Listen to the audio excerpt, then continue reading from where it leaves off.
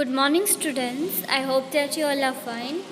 अभी हम एसएस में 9th चैप्टर स्टार्ट कर रहे हैं। 8th चैप्टर के क्वेश्चन आंसर्स का एक्सप्लेनेशन का वीडियो मैं 8th और 9th के क्वेश्चन आंसर्स दोनों साथ में ही एक्सप्लेन करूँगी। So now we are starting. I will send the PDF of chapter 8 here to write on your own. फिर जब भी ये 9th चैप्टर ख़त्म होगा तभी साथ में दोनों के क्वेश्चन आंसर्स एक्सप्लेन करके वीडियो बनाऊंगी। Now we are set moving further chapter number 9 the land of snow and ice. हमने प्रीवियस 2 चैप्टर्स में अलग अलग देश के बारे में हमने पढ़ा। पहले कौन सा था याद करने की ट्राई करो, सऊदी अरेबिया। उसके पहले कौन सा था, डेमोक्रेटिक रिपब्लिक ऑफ कॉन्गो। तो हमने पढ़ा कि अलग अलग रीजन्स होते हैं, equatorial region, frigid zone, temperate zone, ऐसे अलग अलग रीजन्स होते हैं। तो अभी उस हिसाब से हम एक कोई भी कंट्री का स्टडी कर रहे हैं। 2 कर लिया है, अभी 3rd one frigid zone, snow और आइस का के रीजन में जो भी कंट्री हो उसके बारे में हम अभी पढ़ेंगे। The land of snow and ice, also known as the frigid zone, is permanently covered with ice and is frozen throughout the year. There are 2 frigid zones, one in each hemisphere. तो जो frigid zone है, जो land of snow and ice है, उसको हम frigid zone कहते हैं। जैसे कि डेजर्ट्स में बहुत ही गर्मी होती है, सैंड होती है, उसका एकदम ऑपोजिट ये फ्रिजिड जोन है, क्योंकि वो हमेशा ही आइस में कवर्ड रहता है, बहुत ठंडी होती है वहाँ पे। 2 फ्रिजिड जोन है। हमने पढ़ा कि इक्वेटर जो है वो अर्थ को 2 पार्ट्स में डिवाइड करता है, northern hemisphere and southern hemisphere. तो जो 90 डिग्री नॉर्थ है और 90 डिग्री साउथ है, this both are known as North Pole in the northern hemisphere and South Pole in the southern hemisphere. तो 2 हमने पोल्स है नॉर्थ हेमिस्फीयर में और सदर्न हेमिस्फीयर में। The North Frigid Zone lies between the Arctic Circle and the North Pole. तो zone मतलब कि एक पॉइंट नहीं, पूरा एरिया। वो एरिया कहाँ पे है, north frigid zone and Arctic circle और नॉर्थ पोल के बीच में। तो 23.5 डिग्री नॉर्थ से लेके 0 डिग्री तक, 90 डिग्री तक है पूरा। यहाँ पे आपको इस पिक्चर में एक नॉर्थ पोल दिख रहा है, उसका सर्कल, और उससे थोड़ा बड़ा सर्कल दिख रहा है। तो इन दोनों के नॉर्थ पोल इतना जो एरिया है that is known as the frigid zone. North Pole लिखा है और वहाँ पे छोटा सर्कल है और उससे पहले बड़ा है। तो ये जो बड़ा सर्कल है हम फ्रिजिड जोन कहेंगे।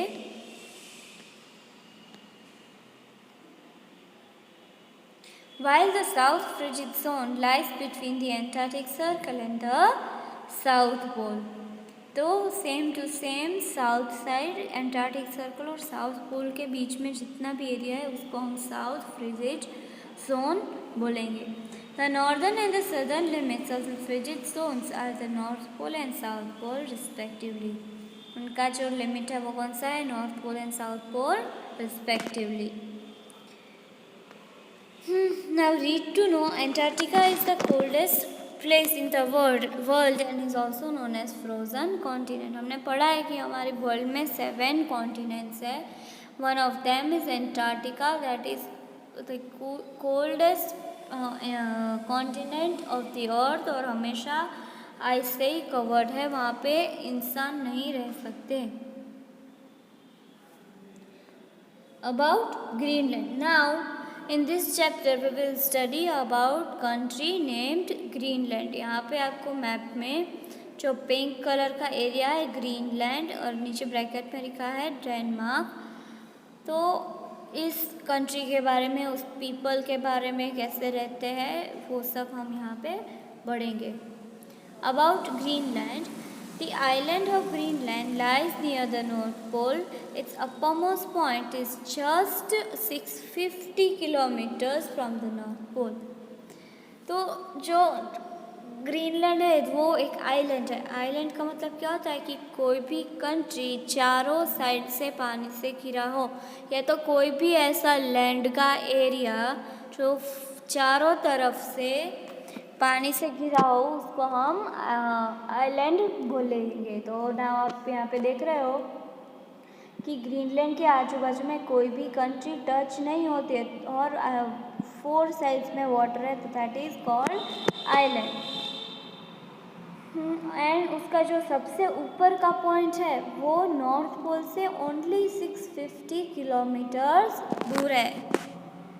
It is the world's largest island. Most of the time it is buried under a thick sheet of ice. Due to this, the settlement is restricted to the coastal areas.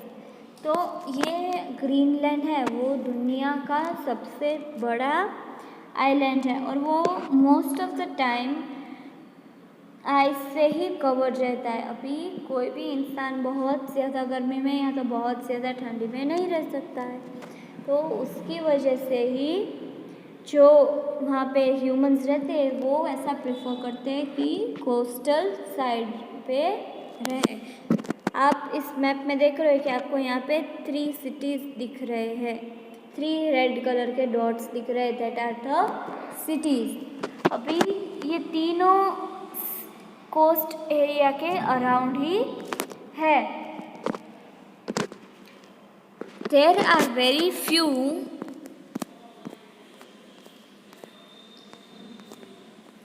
large towns in Greenland. वहाँ पे बहुत ही कम बड़े town हैं। Inuits, the people of Greenland, call the island Kalaallit Nunaat, which means land of people. तो वहाँ के जो इंसान हैं, वहाँ पे जो पीपल रहते हैं, दे आर कॉल्ड इनुइट्स। और वो ग्रीनलैंड को क्या कहते हैं? कालालित नुनात, जिसका मतलब है लैंड ऑफ पीपल, पीपल की जो धरती है वो।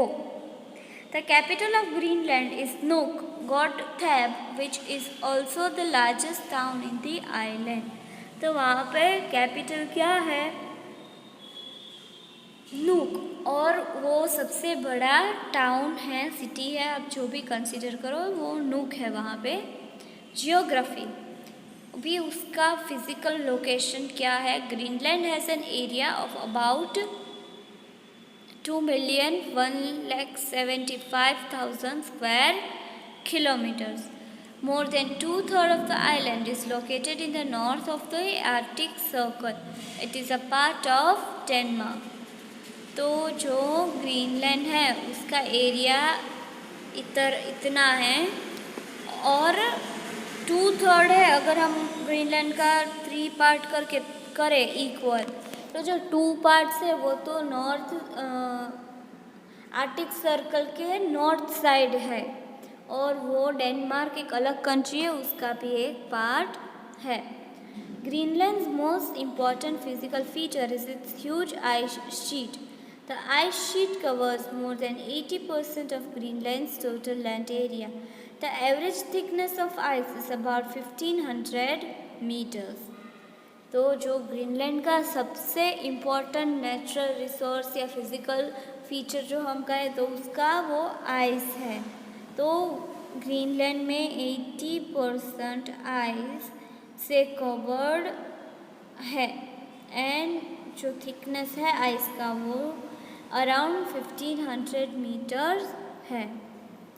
The snow that falls is squeezed together into ice layers. These layers push outwards towards the sea. The large masses of ice that move slowly are called glaciers. जब भी ऐसे ठंडे area में स्नोफॉल भी बहुत ही होता है और ऐसे स्क्वीज करके रखे तो आइस लेयर बन जाता है, वो बाद में सी की तरफ जाते हैं, और ऐसे जो पहाड़ टाइप होते हैं आइस वो सी में मूव होते हैं और उसको हम ग्लेशियर्स कहेंगे। Near the coast huge chunks of ice break off from the glaciers. This ice chunks flow into sea as ice. तो ये जो सी में जाते हैं बड़े बड़े आइस के पार्ट, तो रास्ते में क्या होता है, वो ब्रेक डाउन हो जाते हैं। और एक बार ब्रेक डाउन हो गए और उसको हम क्या बोलेंगे, आइसबर्ग। जो छोटे छोटे आइस चंक्स होते हैं उसको हम आइस बर्ग्स बोलेंगे। The icebergs are very dangerous as they are not seen due to thick fog. An iceberg poses danger to ships that sail through this region. This is because most part of the iceberg remain under the water and as a result ship may collide and can be wrecked. Okay, तो icebergs है वो क्या है कि बड़े ice के chunk में से जो निकले हैं वो। ऐसा आप मत समझिए कि iceberg is a very small thing. Iceberg is a very huge and heavy. जो आपको सी के ऊपर दिखता है उससे 5 टाइम्स उसकी अंदर होता है। जो शिप सेल करते हैं उसको तो सिर्फ ऊपर का ही पार्ट दिखेगा, नीचे का पार्ट दिखेगा नहीं, तो डेंजर जो है हम एस्टिमेट कर नहीं सकते। तो आइसबर्ग्स आर वेरी डेंजरस। अगर आपने टाइटैनिक मूवी देखा है या तो टाइटैनिक के बारे में सुना है, तो उसमें क्या होता है कि जो Titanic that is a ship, और वो बाद में आइसबर्ग से टकराता है और पूरा शिप डूब जाता है। तो उसकी वजह से ही दैट इज़ द आइसबर्ग।